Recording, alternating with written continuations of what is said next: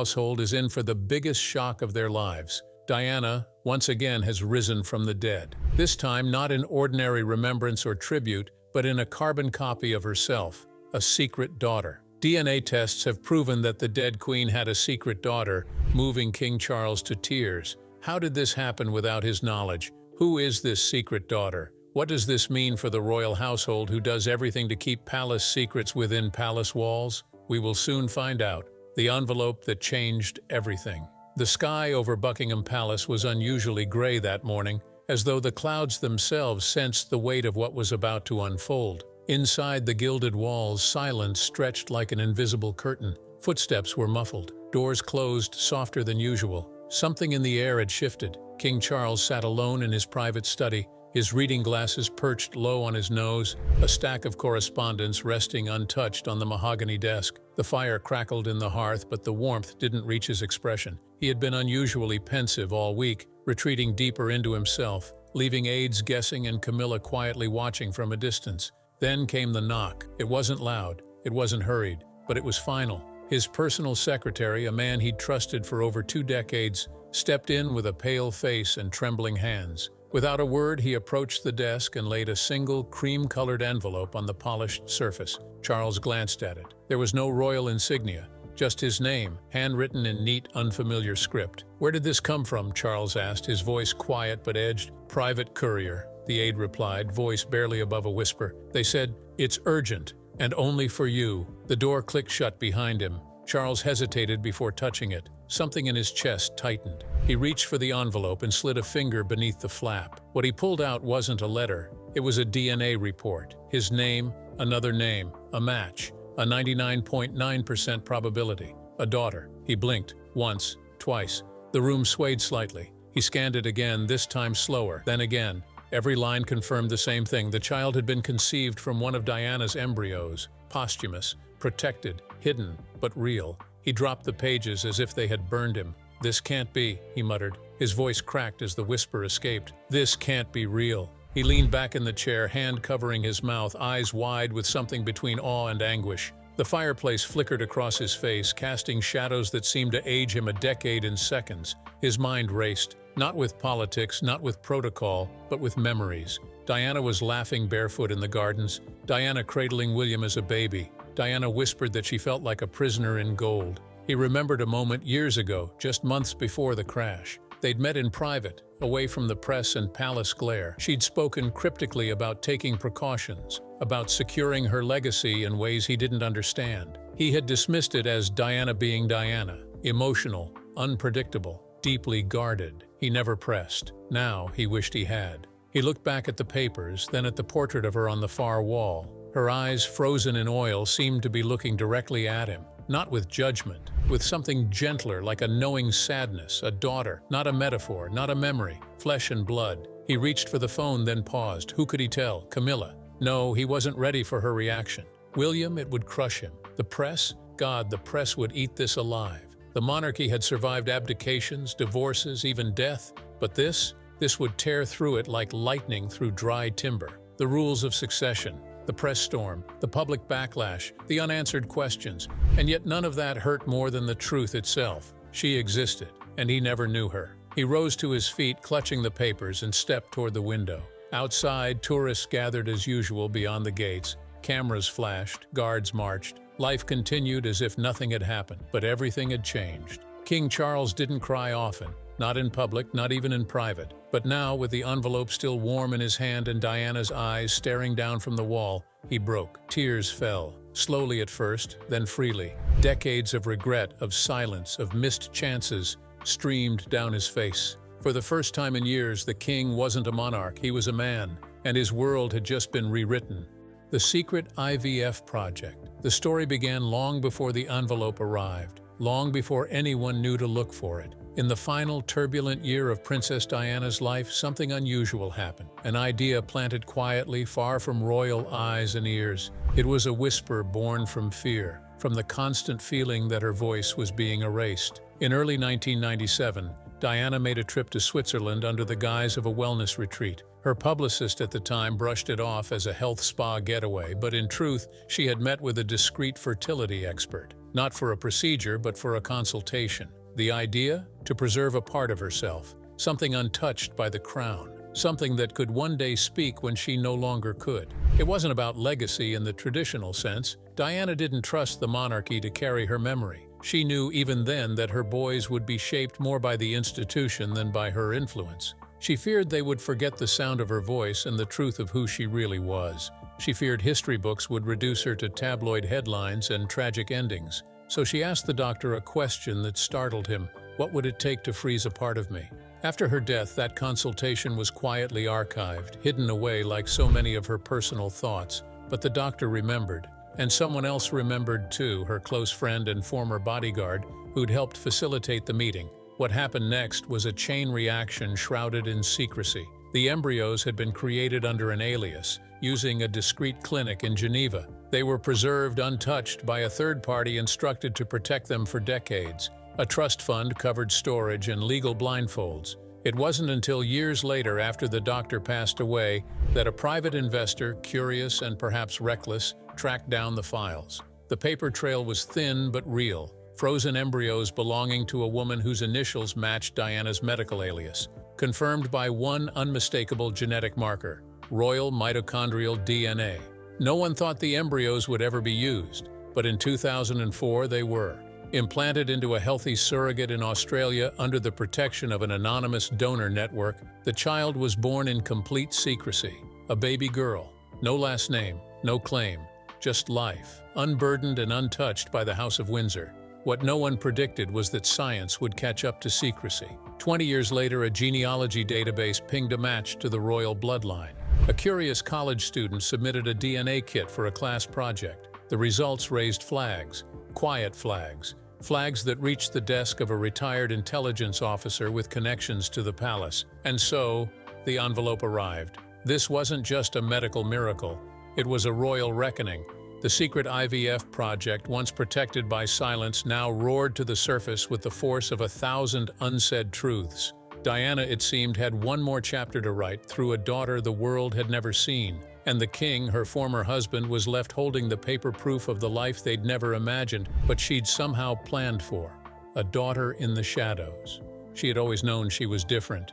Raised in a quiet suburb outside of Melbourne, the young woman they called Emma was taught early on to value privacy. Her adoptive parents were kind, educated, and careful. They never lied to her. They simply told her she had been born out of love and protection, that her origins were special but not yet ready for the world. She didn't push for more until her first year at university. A biology course required her to submit a DNA test. It was routine, a class experiment. Most students got back heritage maps and vague traits like likely to sneeze in sunlight. But Emma's results weren't vague. Her report flagged a series of matches to distant British aristocracy, and one genetic marker registered as a protected match, royal confidential, flagged for internal investigation.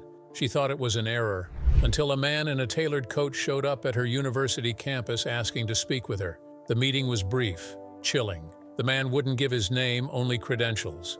He said nothing alarming, just that her file had surfaced in a sensitive database, and she might be contacted again. Emma laughed it off with her friends, but at night something gnawed at her. Why did he seem nervous? And why did her mother cry after reading the report?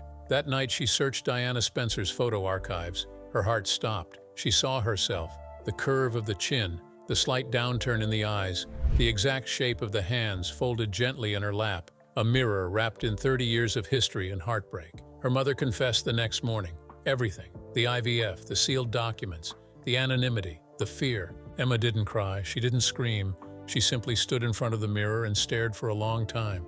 "I'm her," she whispered. Not a ghost, not a clone, but an echo made flesh. For years she had walked through the world invisible. Now everything is about to change. And she didn't know whether to feel honored or betrayed. The king's private collapse. He had sent the staff home early that evening. Clarence's house was silent except for the occasional chime of the old wall clock. King Charles sat alone in the music room, not to play, but to think. A faded piano bench supported him as he stared out into the night, the envelope now folded in his lap. The fire had gone out. He hadn't spoken to Camilla. He couldn't. Not yet. The letter accompanying the DNA report was straightforward, clinical. A breakdown of mitochondrial and paternal markers. The words read like a cold diagnosis, but the weight of them bruised his soul. The daughter is yours. He had known loss. He had buried parents, endured betrayal, and mourned the wreckage of his first marriage, but this was a different ache. It wasn't just pain, it was the pain of not knowing, the pain of what could have been. He hadn't just missed her first steps, he'd missed her entire life. He whispered her name again, Emma. He didn't know if it was hers by birth or adoption, but it sounded real enough now. It made everything real. He saw flashes of what could have been, a Christmas morning with all 3 children. The smile Diana might have had if she knew her daughter lived. Tears slipped down again. Quiet, exhausted tears. The king's shoulders hunched under invisible weight. He was no longer the monarch of Britain. In this moment, he was simply a man wounded by love, undone by truth. William's quiet intervention. Prince William arrived through the back entrance of Clarence House under the cover of darkness. No flashing cameras, no royal escort, just a son coming to see his father. He hadn't been told everything, but he knew enough. His private secretary had called him after intercepting chatter from palace security. "Your father is unwell," he'd said. "It's personal." When William stepped into the study, the first thing he noticed was the silence. His father sat near the fireplace, shoulders slumped. There were no words at first, just eye contact. Something unspoken passed between them.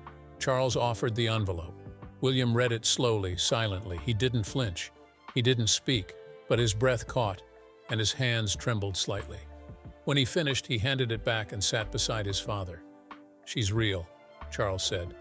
William nodded. They sat together, the fire now relit, casting soft shadows across their faces. After a long pause, William asked, "Do you know where she is?" Charles shook his head. "Only that she exists." There was no plan yet, no decision. But in that moment, William made a silent vow. Whatever came next, scandal, headlines, or history, he would stand beside his father. And maybe, just maybe, embrace a sister he never knew he had. Camilla's unraveling silence. Camilla had always known how to keep a straight face in the middle of a storm. She'd spent decades walking tightropes, dodging landmines made of headlines, whispers, and cold glances from behind palace curtains. She was no stranger to being the outsider, the scapegoat, the woman who waited in the wings while another was adored by the world. But this time the silence felt different. It wasn't cold, it wasn't cutting, it was deafening. She first sensed something was wrong when Charles skipped their morning briefing. He was always early, always precise. He thrived on routine, press summaries with tea, handwritten notes, and whispered questions about the public's mood. But today, nothing, not even a note from his valet. The staff was vague, evasive, one even pretended not to see her as she passed by. That's when she knew something had arrived, and it hadn't been addressed to her. She didn't knock on his study door. She didn't pace or storm or pry. Camilla had learned long ago that Charles's silences weren't to be invaded. Instead, she returned to her sitting room and waited. And waited. That evening, he avoided dinner entirely. The next morning, she tried again. This time, she caught him in the hallway. His face looked hollow, the color drained from his skin. He offered her a tight nod, then disappeared into the chapel without a word. No explanation. No glance. It wasn't grief she saw in him. It was guilt. Later that afternoon, a discreet slip of paper was delivered to her room, handwritten by Charles himself. "I'll explain when I find the words." That was all. Camilla sat with the note in her hand for an hour before placing it face down on the side table. She didn't cry, not yet. But something sharp and ancient pressed beneath her ribs, an old fear she thought she'd buried the day she was crowned queen consort. She thought she had won, not a competition, but a war of presence. She had endured the years of being the other woman. She had stood beside Charles as the world booed, then watched him be crowned king with her at his side. She thought Diana's shadow had finally loosened its grip, but now Diana had returned, not in memory, in blood. Camilla didn't ask for this life, but she had shaped it, rebranded it, smoothed its wrinkles with duty and resilience, and still, in the eyes of the public, she had always been the footnote to someone else's legend. Diana was the icon, the martyr. Camilla was the woman who waited too long in the wings, and now the story had rewritten itself again. A daughter, not hers, never hers, and yet this girl, this stranger, threatened to undo everything she had built. The public would embrace her. The media would anoint her, Charles would soften, and that softness would never fully include Camilla. She knew Charles. She knew how he mourned Diana. It wasn't loud, it was slow, subtle, carried in the way he spoke about legacy and memory and what could have been. This child was more than flesh and blood. She was redeemed. She was healing. She was the part of Diana that Charles still felt he owed the world, and perhaps himself. That night, Camilla stayed in her chambers. She didn't speak to anyone, not to aides, not to her sister. She sat in the dark, the note from Charles on her lap, the quiet hum of the London evening pressing against the windows. A queen in name, a wife in silence, a woman on the edge of being forgotten once more. For the first time since their wedding day, she wondered what would be left of her legacy if Diana's daughter stepped into the light. And deep down, she feared the answer, because no crown could compete with a ghost reborn. Royal succession in crisis.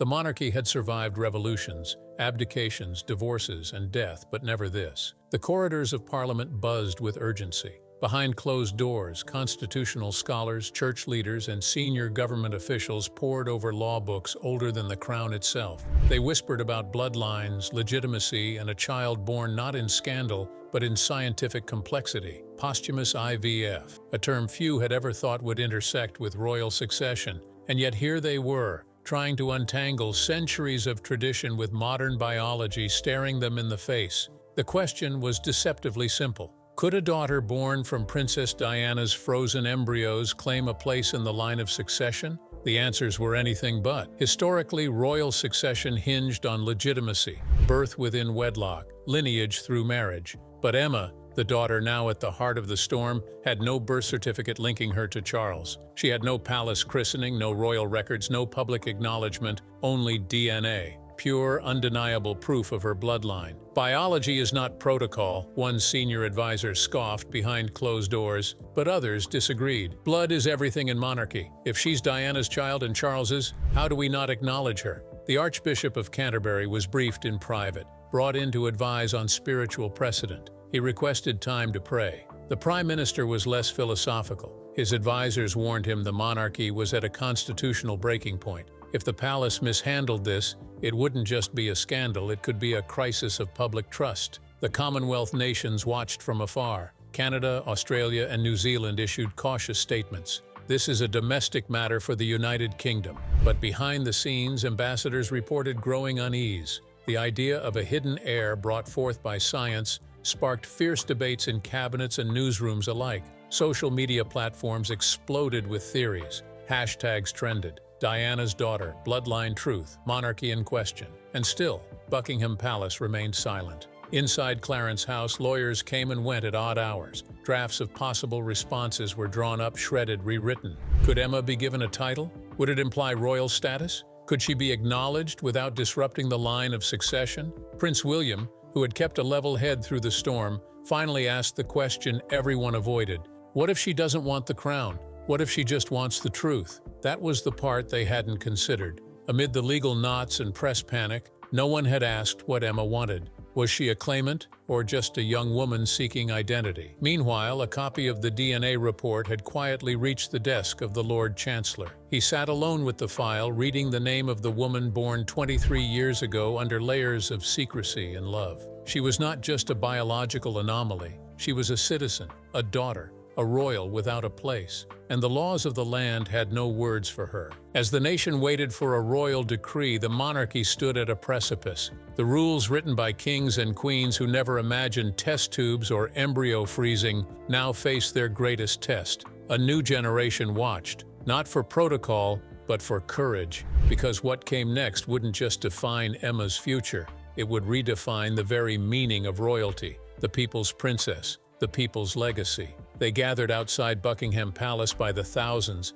flowers in hand, posters in arms. Some brought candles, others brought silence. But most brought only one thing, a name whispered with reverence and heartbreak: Diana. More than 2 decades after her death, Princess Diana's shadow still stretched across the gates of monarchy. She was the royal who cried openly, touched the untouchable, danced with patients in hospitals, and held the hands of the sick when no one else dared. She wasn't just the people's princess. She was theirs. And now, it seemed, she had one final gift to give: her daughter. When the story broke across major networks, disbelief turned to curiosity. Curiosity gave way to emotion. Emma's photo, though blurred by privacy filters, ignited something raw in the public. The resemblance was unmistakable. The tilt of her head, the eyes, the warmth behind the cautious smile. She didn't just look like Diana, she felt like her. For many, this wasn't just a scandal, it was a resurrection of hope. The press tried to remain clinical, unconfirmed royal offspring, posthumous IVF controversy. But their headlines couldn't drown the growing sentiment from the public. Let her be seen, let her be heard. Online petitions surged with hundreds of thousands of signatures demanding a formal statement from the palace. Some asked for recognition, others for reparations. Most simply asked for the truth. Who was she? Where had she been? And what would Diana have wanted? The answer was almost too obvious to need saying. Diana would have wanted her daughter safe, loved, seen. As the days passed, commentators began rewriting the narrative. Emma wasn't a threat to the crown, she was its chance for redemption. The monarchy, long criticized for coldness and tradition, had the rarest opportunity to lead with heart. Street artists painted murals, Emma beside Diana. Both crowned not with jewels but with halos of sunflowers and forget-me-nots. The crown of truth, read one caption. Born of a queen's tears, read another. Inside Clarence House, Charles watched news footage in silence. He saw a woman standing outside the gates holding a placard. She looks like her, she is her. His heart ached with something he couldn't name. Not shame, not regret, something closer to longing. A longing to go back and ask Diana what she meant all those years ago when she said, "One day, they'll hear my voice through someone else." Camilla didn't speak much these days, but when she did, her voice was steady. "If you're going to do it," she said, "do it with dignity. For her, for both of them." William agreed, not as a prince, but as a son. "Let the world meet her on your terms, or they'll find her on their own." And so a plan was drawn. Not a coronation, not a press stunt, a meeting, private, simple, powerful. The king would meet the daughter he never knew, not for cameras, not for headlines, but for healing. As the world waited, hope hung in the air like perfume after a summer storm. Diana's story, it seemed, wasn't over. Her legacy had found a voice, one shaped not by scandal but by quiet strength. And in that daughter, the people saw not just a royal, they saw themselves. In the end, it wasn't a royal announcement or a media statement that shook the world. It was a truth long buried, finally allowed to breathe, a truth wrapped in science, sealed in secrecy,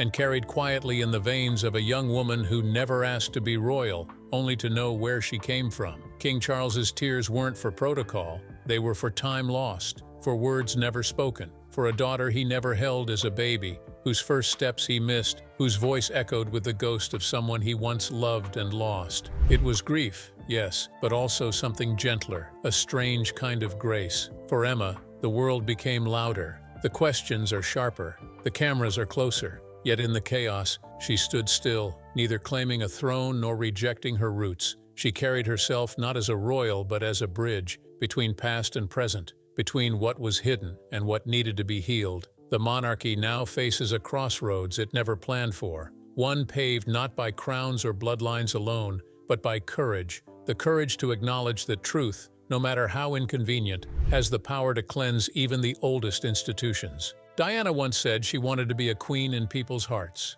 And maybe, just maybe, through Emma, she finally is. Because this wasn't just about DNA or titles. It was about legacy, identity, and the quiet, unshakable truth that love, real love, always finds a way back into the light. The palace walls have held many secrets, but this time the secret broke through, and the world will never look at the crown the same way again.